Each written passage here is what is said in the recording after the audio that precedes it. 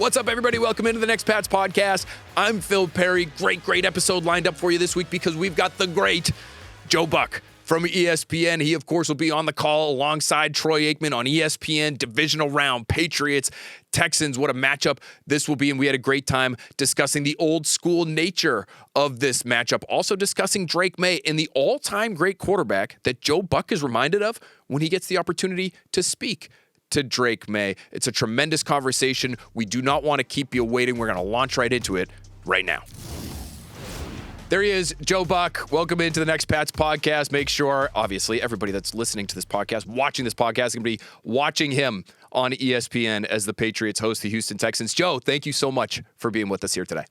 Are you sure they're going to be watching? Are you sure that they're not going to say, hey, I'm just going to tape it, or I'm going to TiVo it, or I'm going to DVR it, and don't tell me who won. I'm going to watch it next week. You think that doesn't happen? There might be a handful of people out there who say, it actually is going to snow, and it might be like a good sledding sort of situation on Sunday. So why don't we just go do other stuff, and then I'll just watch it next week when I'm watching like The Beast in Me on Netflix. That's totally possible. And if you're out there listening, I hate to offend you if I maybe have offended you. But Joe, this is going to be a great game, I think. And my understanding is this is actually going to be your first Patriots playoff game at Gillette Stadium, which is just hard for me to compute given how many you've called and how many the Patriots have been in. But I do want to ask you this.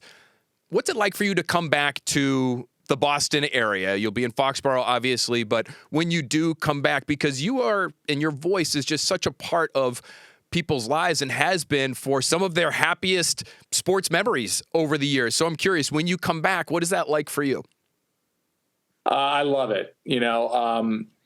It's kind of a complex answer. I think back in October's past, like let's say 2003, 2004, there was always the, hey, you suck, you rooting against the Red Sox. And I had to one time run into my hotel with two guys coming out of the Beantown pub who spotted me, and they were coming after me because that's just the way it is in baseball in October. But I can't tell you how many times I have gone to bed in Boston with a smile on my face like, wow, what I just witnessed at Fenway was something that people have never seen before, whether it was coming back from down 3-0 to beat the Yankees, or the beginning of that World Series in 2004, and then them winning in St. Louis in my hometown. I have a lot of great memories from being in Boston. I've done the Patriots in the Super Bowl a couple of times. And so, it is hard to believe that with all of my connection to Boston sports as the national guy, this is the first time that I will darken the door of Gillette Stadium in the month of January for a Patriots playoff game. But I'm with you. I think it's going to be a great game. I think it's going to be fun to watch. We just did the Texans at Pittsburgh. They're tough. They're a handful defensively. I love Drake Maye and what they're doing on offense. I like their defense. So I think it's going to be a really fun game at 3:00 on Sunday. I think we're going to have to try to find these guys that chased you out of the Beantown pub there, Joe, and somehow get you together for a kumbaya moment. I got out of the car that I was in, and they saw me, and they were kind of shouting to each other and at me. And I didn't run. I didn't want to give them the satisfaction of watching me run into the hotel. Sure. I think we're staying at some place called like the 15 Beacon or something. Okay. Right there in Boston. And so I just walked briskly to get into the hotel lobby before they could intersect with me. And, who knows? Maybe they were there. They were going to just pat me on the back and go, man, we think you're rooting against the Red Sox, but man, you do a great job. Although I highly doubt that. Well, and listen, a brisk walk can be incredibly intimidating. So maybe you just scared them off. Probably broad shoulders, power walk, pocket to cheek all the way down Tremont or wherever it was that you happen to be. I do want to ask you just, the matchup itself. I love the matchup here, Patriots-Texans. And, as you're looking at it, does this in some ways, Joe, I mean, you were here for that Monday night game between the Patriots and the Giants. What a physical game that was, especially from the Patriots defense. We know the Texans like to play the same way. They're a violent group. Does this feel in some ways like a game you might have called 20 years ago or so, just based on the play demeanors that these two teams seem to have, led by their linebacker head coaches? Yeah, you just took the words out of my mouth. I mean, the head coaches are ex-linebackers and really good linebackers in this league, and so they've kind of taken on the personality of their head coach. So yeah, I mean, this does kind of feel like a throwback game. The game's evolved. We all know about that. We can do that on another podcast. With kind of the hitting and the protection, I think for good. I think it's a good thing that we're trying to protect quarterbacks and stars of this league. But yeah, I think this is kind of a throwback game. We were there, as I said, at Acrisure Stadium watching this Texans defense just take apart the offensive line for the Steelers. It was an awful way for Aaron Rodgers to go out if that's indeed his last game. I mean, he had no room to breathe at all in that game. And then, you combine that with a good secondary and two outstanding corners with Lassiter and Stingley, and it's tough to find a place to go with the football. So Drake Maye, who's 23 years old and just phenomenal. And when he was on our production call, he hung up and I was like, it's a video call. I'm like, something about him reminds me of Manning. I don't know what it is. Maybe the Southern accent and just his demeanor to be a 23-year-old just kind of blew me away. But he's going to have his hands full against this defense. And I know the same will be true for C.J. Stroud against the Patriots defense because if they were watching it all like I was on Sunday night and they saw the 6 sacks of Justin Herbert, they know that C.J. Stroud is going to have his hands full too. I'm really curious about that Manning comparison, Joe, because we have, and I know, comparison is the thief of joy, but we won't equate. We will just compare. When you say Manning, we've talked a lot about play styles, and Drake Maye's been compared to Josh Allen. He's been compared to Justin Herbert.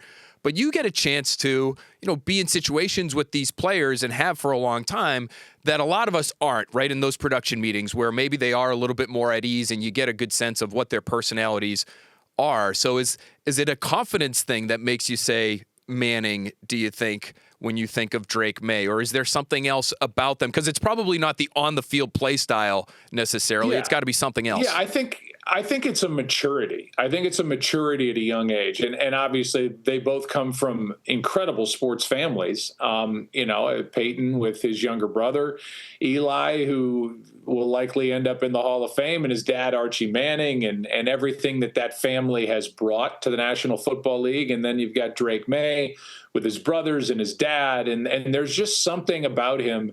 Obviously, yeah, it's not the on-field play style, but there's a maturity there at 23 years old that you just hang up and you go, man, that young man's different.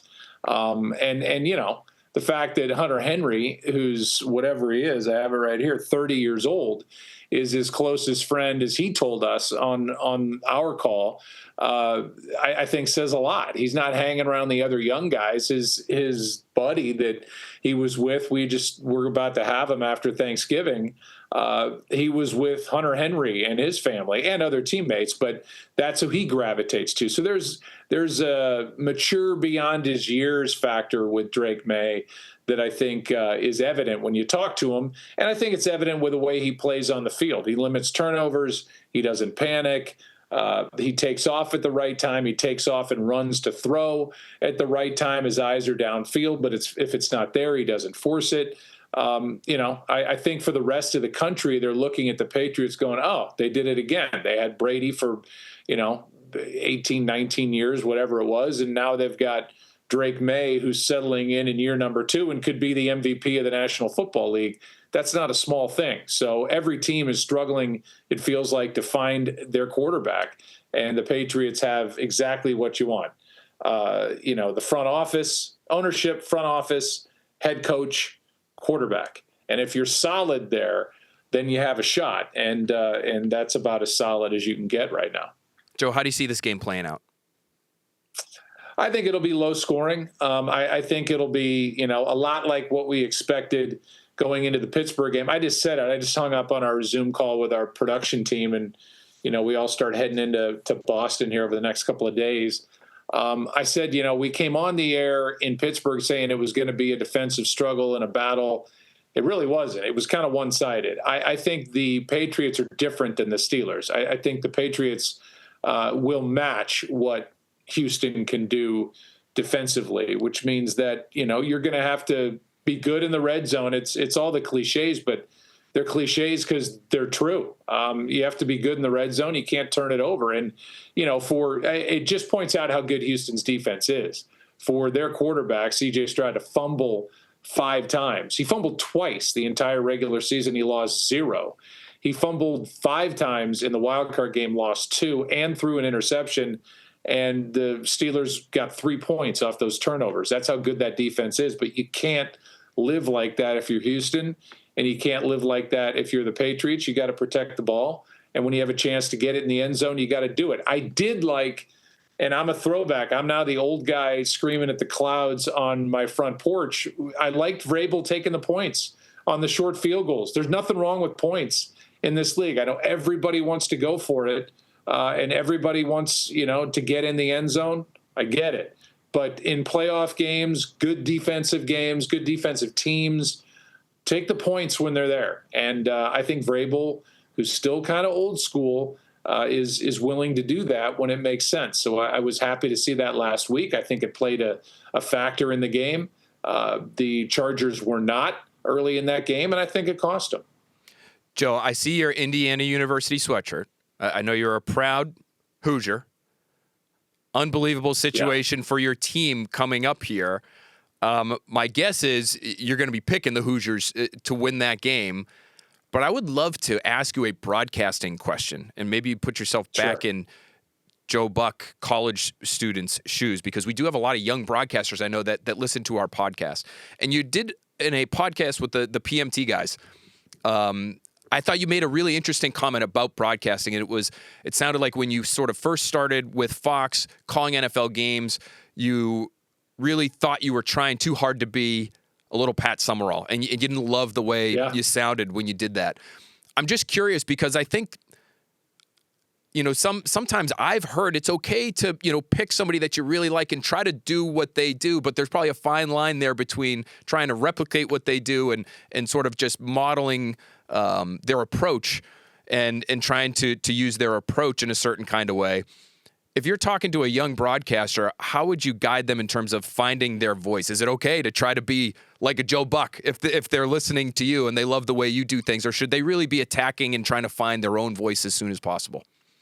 Yeah, I think you asked it in a good way, because I think you can certainly, I don't want to say mimic, because that has a negative connotation to it. But I think, I grew up not only in the Midwest in St. Louis, but I was Jack Buck's son. So there's no doubt that his pacing and his timing and the way he looked at situations is going to bleed into what I do. I see myself even, not thinking about it. I look at old videos of my dad, like at the Ice Bowl, and I see mannerisms that I have that my dad had. Some of that's genetics. And then the other part of it is kind of the way that they phrase it. If I grew up in the Northeast and I loved the NBA, I'm probably going to phrase and punch words like Marv Albert. If I grew up in LA, I'm probably going to have the same style like Vin Scully. But I think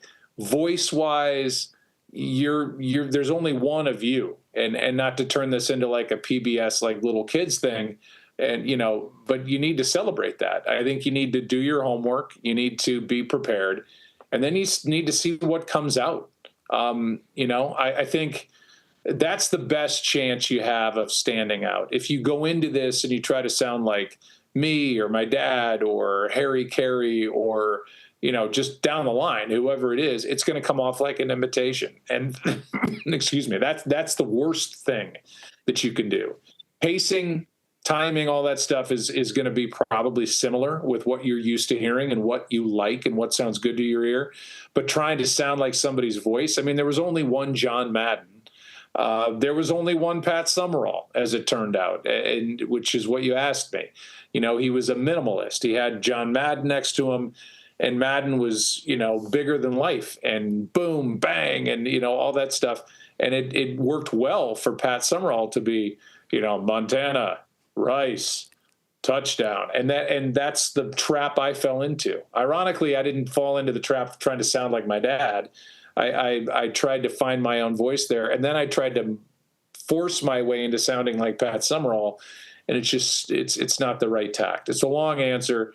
You could do seminars on this stuff, but I think being prepared and seeing what comes out naturally is a lot better than going into this business trying to sound like somebody that's already been there and done it.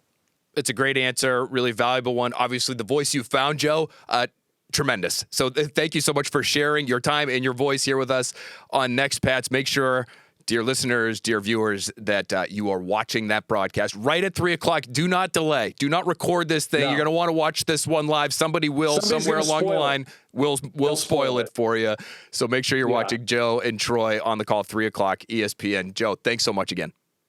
Yeah, no, my pleasure. Thank you.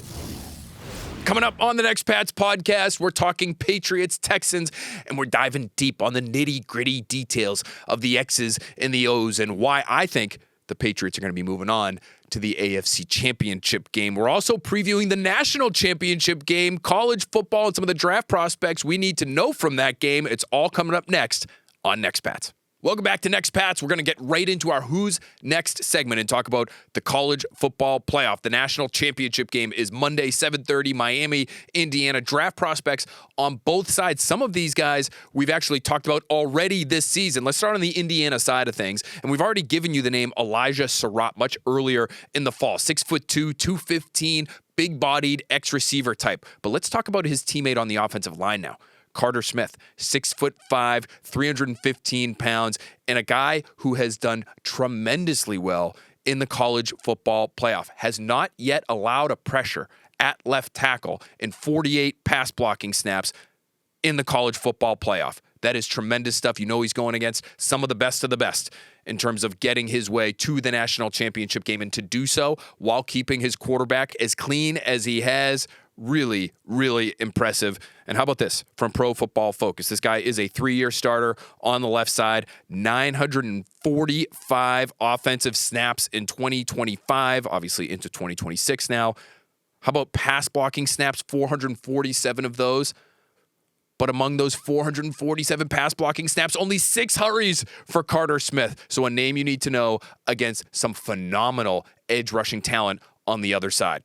Let's talk about that Miami pass rush right now. Ruben Bain is a stud. He's going to be a top of the first round, it looks like, type of player for Miami this spring. And so the Patriots, in all likelihood, aren't going to have a chance at him. We talked about him weeks ago on the Next Pats podcast. But what about his teammate, Akeem Messidor? These two guys make up one of the most dynamic pass rushing duos in all of college football. And in the college football playoff, they have been phenomenal. For Messidor himself, 19 pressures and a win rate, according to Pro Football Focus, of 27%, which is even slightly better than Ruben Bain's of 24%. Both these guys have the ability to be dominant at this level. The question is, where would Messidor fit in Mike Vrabel's defense? 6'3", 265 pounds. It looks like he has the explosiveness, the hand usage to be a really aggressive, violent, get up the field type of edge rusher that Mike Vrabel likes. But you'll see some measurements for Messidor that are much heavier than 265. So what is his body type? How does he play at the next level? He'll be a little bit older prospect when he does become a pro. So these are all things that Elliott Wolf, Mike Vrabel and company, they'll need to take into account. But for a team that has at times really lacked in the way of pass rush, at the bottom of the first round, maybe somewhere in the second, Akeem Messidor really feels like a potential fit for New England in terms of where he could be drafted and where the Patriots will be picking. And you look at the needs as well, and suddenly, you know, the boxes start to be checked in the favor of maybe matching these two teams together. A lot of Miami connections, it's worth mentioning, by the way, in New England, including Elliott Wolf himself, his right-hand man in the Patriots front office,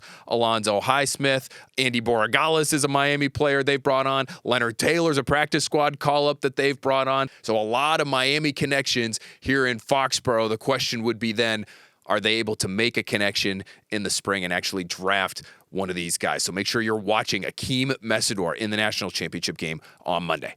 All right, let's get to some of your mail now. We're going to start with Jacob here, who asks, we know the Texans defense is great, but in your opinion, what are one or two areas the Patriots offense could potentially exploit Houston's defense and have success on Sunday? It's a great question, Jacob. There are a handful of areas, specifically if you're looking at the latter portion of the season. Don't love including a lot of the numbers from weeks 1, 2, 3, 4.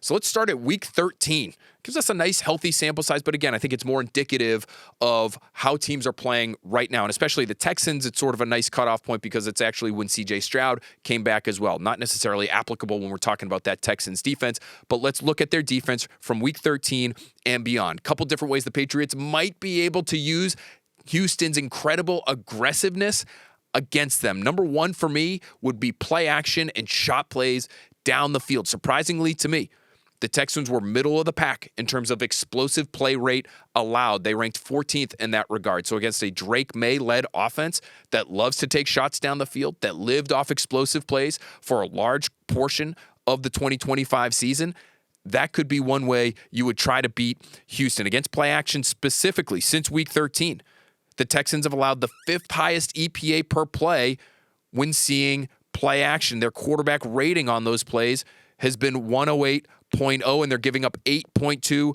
yards per attempt. Additionally, through the air, if you want to try to use that aggressiveness against them, you could opt for the screen game. And we know Josh McDaniels has all kinds of screens available to him in his playbook, yet the Patriots this year have not been a screen-heavy team at all.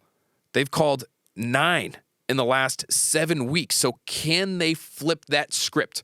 Can they change that trend that they themselves have established and use a little bit more in the way of the screen game because they see a weakness there potentially for Houston's great defense? The Texans have allowed the 3rd most yards per attempt on screens and the most EPA per play on screens since week 13. So that should be one area in which maybe the Patriots try to change who they are just a little bit. Now, how about the ground game? Is there anywhere the Patriots can attack the Texans on the ground and have success? For me, you have to start with the quarterback run game. And for Drake Maye, this could mean designed runs. It probably will mean more so scrambles. Those edge defenders, Will Anderson Jr., Danielle Hunter, they are so fast and so explosive off the edge. They will at times get a little too far up the field, and they might leave open rushing lanes for a mobile quarterback like Drake Maye. And the evidence would suggest as much when you're talking about week 13 and on. The Texans have allowed the 4th highest EPA per carry on quarterback runs that don't include quarterback kneel downs or classic quarterback sneak plays. So design runs, scramble runs, there could be some explosive gains available to New England. It won't be all night long, but on occasion they might be there. And when they are, Drake Maye is going to have to recognize that and use those rushing lanes to the best of his ability while also staying healthy. If you remember back to the December game between the Texans and Jaguars of last season, December 2024, Azeez Al-Shaair absolutely obliterated Trevor Lawrence on a scramble type of run out in space. Concussion immediately for Trevor Lawrence, fencing posture, the whole deal. It was ugly. Al-Shaair was actually suspended for 3 games after that hit. The Patriots know this is a violent group. They know they might try to take liberties with New England's best players, i.e. Drake Maye, when they get those opportunities. So you have to protect yourself if you're Drake Maye, but you also have to make the most of those opportunities to pick up those explosive gains because there won't be all that many opportunities available to them as an offense. All right, next question here is from Kyle, who asks, are you more confident that the Patriots offensive line will perform better than they did last week, or that the Patriots defense will have a repeat performance? I actually am more confident that the Patriots defense will show up similarly to the way they did against the Chargers, and here's why. C.J. Stroud has had all kinds of issues under pressure, and given the way he performed in his own wild card game, all those fumbles where he can't even catch the snap, a brutal red zone turnover, that looked like Justin Herbert against the Patriots in the wild card round here at Gillette Stadium.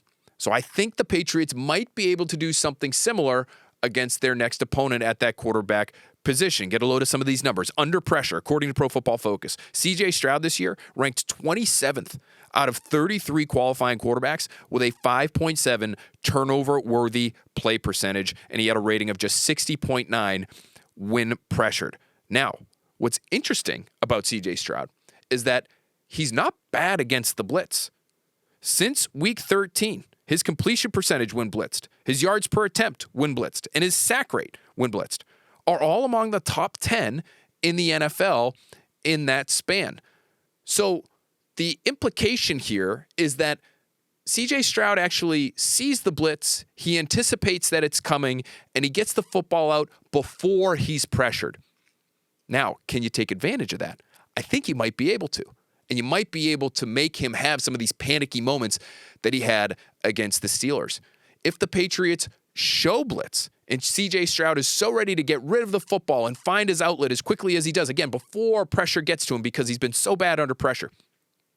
If he's anticipating blitz, if he sees it at the line before the snap, and then you actually drop out of that blitz look and you drop into potential throwing lanes for CJ Stroud, who wants to get rid of the football quickly when he sees blitzes, then you could really screw him up. That could lead him to hold on to the football a little bit longer. That could then lead to pressure. Then you see the turnover-worthy plays. So if you're Zach Core, I think you have all sorts of creative looks dialed up. And maybe you don't always send the house. And maybe you do at times. Hell, Justin Herbert was tremendous against the blitz during the regular season, and the Patriots blitzed him to kingdom come. Over 45% of Justin Herbert's dropbacks resulted in blitzes for the Patriots, and we saw what the outcome was. So just because CJ Stroud has been effective against the blitz doesn't mean the Patriots won't do it, but the better plan might be show blitz, drop out, and see if you can mess with CJ Stroud's head that way. All right, that'll do it for this edition of the Next Pats podcast. Thanks so much for watching. Thanks so much for listening. Thanks so much to Joe Buck of ESPN. That was a phenomenal conversation. We'll be right back here next week breaking down whatever happened in the divisional round. And who knows, maybe, just maybe, we'll be previewing a look ahead to the AFC Championship game. We'll talk to you next time.